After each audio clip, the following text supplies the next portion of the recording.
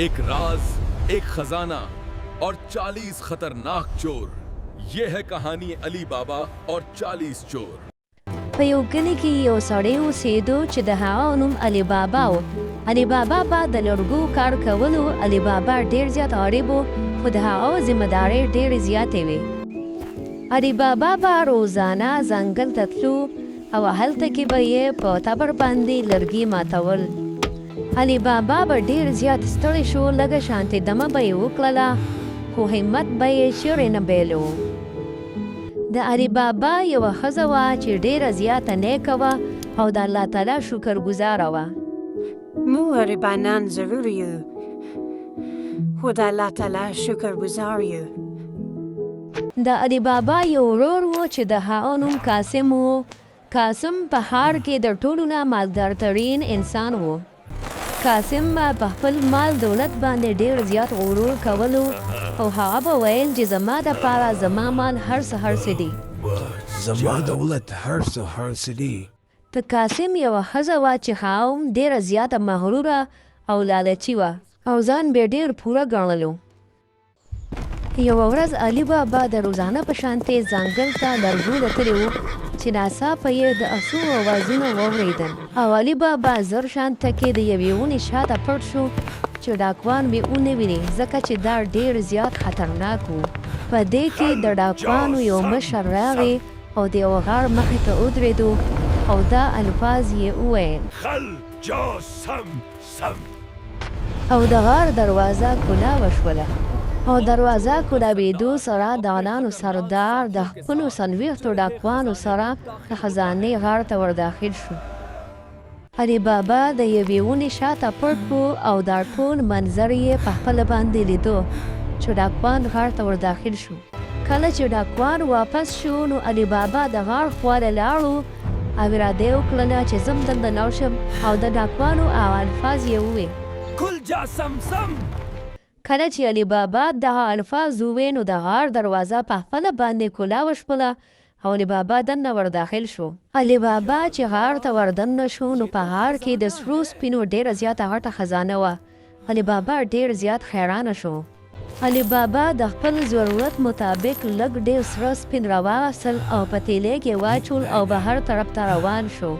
علي بابا چې د غار نه بهر ووته نو بیا یې هغه الفاظ وویل: بند هوا جا سم سم.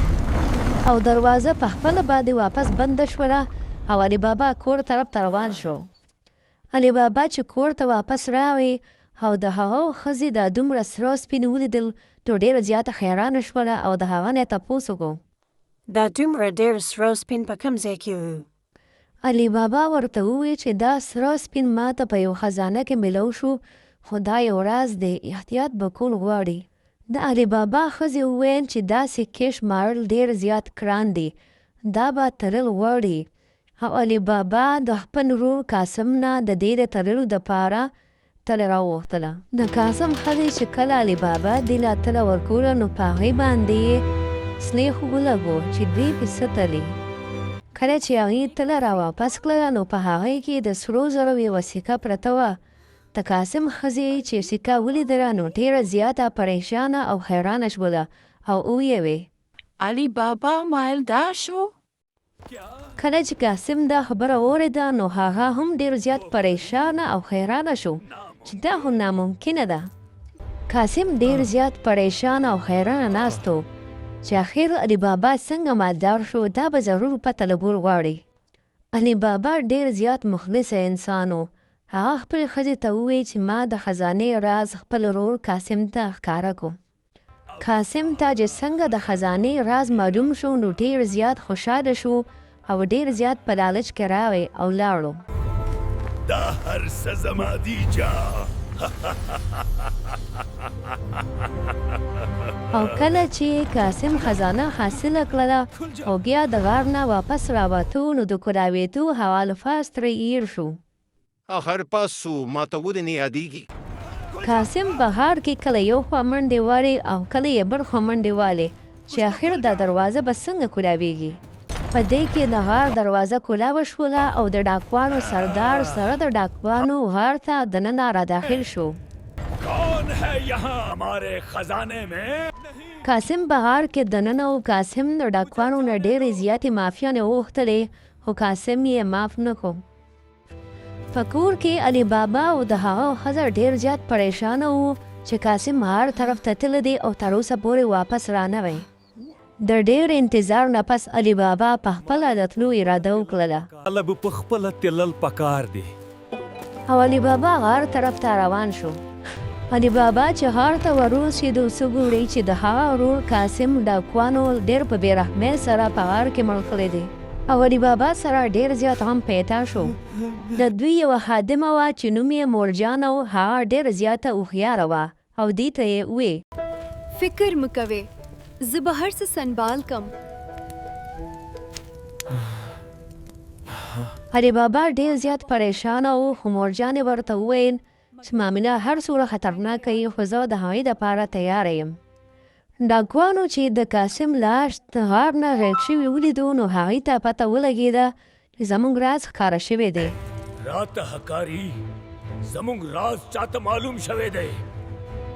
د ډاکوانو سردار ډاکوانو ته حکم وکړو چې چا دا راز معلوم کړی دی هغه وګورئ او ختم یې کړئ. ډاکوانو ته د علي بابا پته ولګېده او د هغه کور مخې ته یو نشان پرېښودو چې د شپې به راشو او دې به قتل کړو. مورجانې چې دا نشان ولیدو نو هغې ته پته ولګېده چې دا د ډاکوانو کار دی او هغې د هر یو کور مخې ته دغه نشان جوړ کړو چې ډاکوان دوکه شي. د ډاکوانو سردار ډاکوانو ته حکم وکړو چې نن شپه به دا کس ختمول غواړي او ډاکوان یې په مټکو کې پټ کړل. مورجانې چې دا مټکې ولیدې نو هغې ته محسوسه شوله چې په دې مټکو کې خامخا څه نه څه چل شته دی. د شپې ټول ډاکوان په مټکو کې پټ شوي وو او په انتظار ناست وو او یو بل سره یې پټې پټې خبرې کولې. مورجانه چې مټکو خواله راغله نو هغې ته پته ولګېده چې په دې مټکو کې ډاکوان پټ شوي دي او ماله به زر تر زره څه چل کول پکار وي. مورجانې د ډاکوانو ختمولو دپاره په یو غټ کړۍ کې تیل ور واچول، اور یې ورته بل کړو او ښه یې سره کړل. د ډاکوانو سردار چې راغی او خپل ټول ملګري یې مړه ولیدل نو دا یې وویل چې زه به واپس راځم او د دې بدله به ضرور اخلم. مورجانې ډېر زیات په بهادرۍ او هوښیارتیا سره د ډاکوان مقابله وکړله او هغې یې ختم کړل. او د مورجانې هوښیارتیا علي بابا او د هغه کور والا د یو غټ مصیبت نه بچ کړل او هغې په همدا خوشحالۍ باندې باقي ژوند تېراوه. زموږ ویډیو در سره لایک کړئ